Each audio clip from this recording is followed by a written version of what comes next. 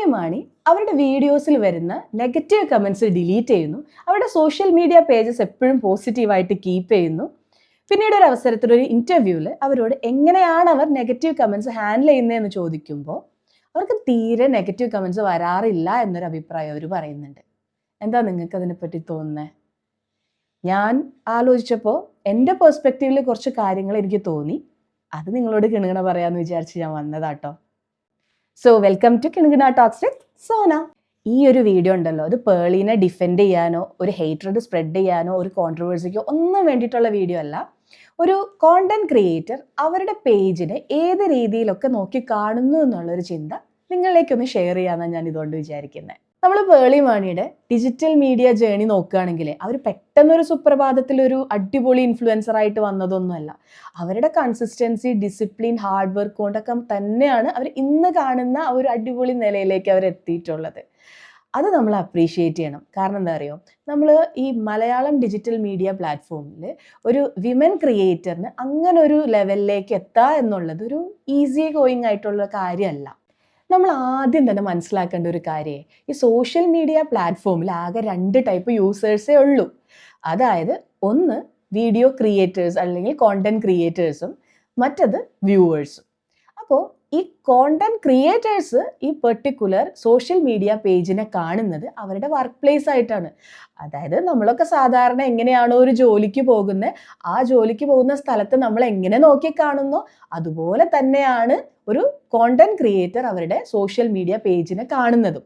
അതായത് അവർക്ക് കിട്ടുന്ന ബ്രാൻഡ് കൊളാബറേഷൻ, ലൈക്ക്, വ്യൂ എല്ലാം അവർ ആ പെർട്ടിക്കുലർ പേജിൽ പോസ്റ്റ് ചെയ്യുന്ന കോണ്ടന്റ് അല്ലെങ്കിൽ ആ പേജിൻ്റെ എൻവയോൺമെൻറ്റിനെയൊക്കെ നല്ല രീതിയിൽ ഡിപ്പെൻഡ് ചെയ്യുന്നുണ്ട്. അപ്പോൾ പേളി മാണിയെ പോലുള്ള ഒരു കോണ്ടന്റ് ക്രിയേറ്റർ, ഒരു ടോപ്പ് ലെവൽ കോണ്ടന്റ് ക്രിയേറ്റർ അവരുടെ പേജിലെ ആവശ്യമില്ലാതെ വരുന്ന ഹെയ്റ്റ്, അൺനെസസറി നെഗറ്റിവിറ്റി, അതുപോലെ പേഴ്സണൽ അറ്റാക്കൊക്കെ സെൻസർ ചെയ്യാൻ തീരുമാനിച്ചാൽ അല്ലെങ്കിൽ അതിൽ വരുന്ന നെഗറ്റീവ് കമൻറ്റ് ഒഴിവാക്കാൻ തീരുമാനിച്ചാൽ നമുക്ക് കുറ്റം പറയാൻ പറ്റുമോ? ഇപ്പം നമ്മളാണെങ്കിലും അങ്ങനെ തന്നെയല്ലേ ചെയ്യുക. പേളി മാണി നല്ലൊരു അടിപൊളി കോണ്ടന്റ് ക്രിയേറ്ററാണ്. അവരൊരു കോണ്ടന്റ് ക്രിയേറ്റർ ആയിട്ടൊക്കെ നമ്മൾ അറിയപ്പെടാൻ തുടങ്ങിയിട്ട് കുറച്ച് കാലേ ആയിട്ടുള്ളൂ. പക്ഷെ അതിനൊക്കെ ഒരുപാട് മുമ്പ് തന്നെ TV ഷോസിലൂടെ എല്ലാവരും നമുക്ക് നല്ല രീതിയിൽ പരിചിതയാണ്. അതുമാത്രമല്ല നല്ലൊരു എൻ്റർടൈനർ കൂടിയാണ് പേളി മാണി. അപ്പോൾ അങ്ങനെയുള്ള ഒരു കോണ്ടന്റ് ക്രിയേറ്റർ അവരുടെ വർക്ക് പ്ലേസിന് അനാവശ്യമായിട്ടുള്ള ഹേറ്റ്രഡ്, അതുപോലെ തന്നെ അൺനെസസറി പേഴ്സണൽ അറ്റാക്സ് ഒക്കെ ഒഴിവാക്കി ഒരു ക്ലീൻ സ്പേസ് ആക്കി കീപ്പ് ചെയ്യുന്നതിനെ നമുക്ക് കുറ്റം പറയാൻ പറ്റുമോ?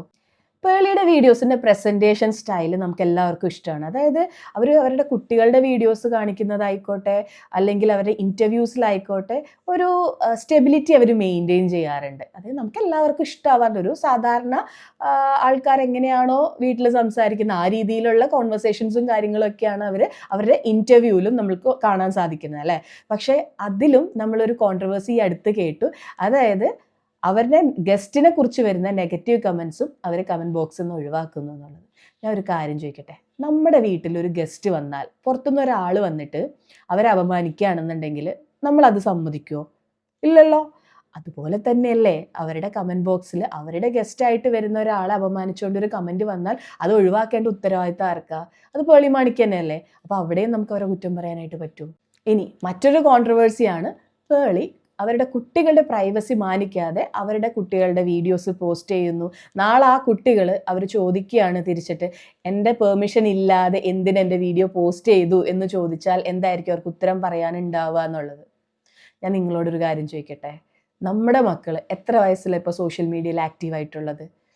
ജസ്റ്റ് ഒന്ന് ആലോചിച്ചാൽ മതി. നമ്മളൊക്കെ നമ്മുടെ ടീനേജിലാണ് നമ്മൾ സോഷ്യൽ മീഡിയയിൽ ആക്റ്റീവായി തുടങ്ങുന്നത്. എന്നാൽ ഇന്ന് അങ്ങനെയല്ല. നമ്മൾ ജനിച്ച് വീഴുന്ന കുട്ടികൾക്ക് നമ്മൾ ഫോൺ കൊടുക്കുന്നുണ്ട് അല്ലേ.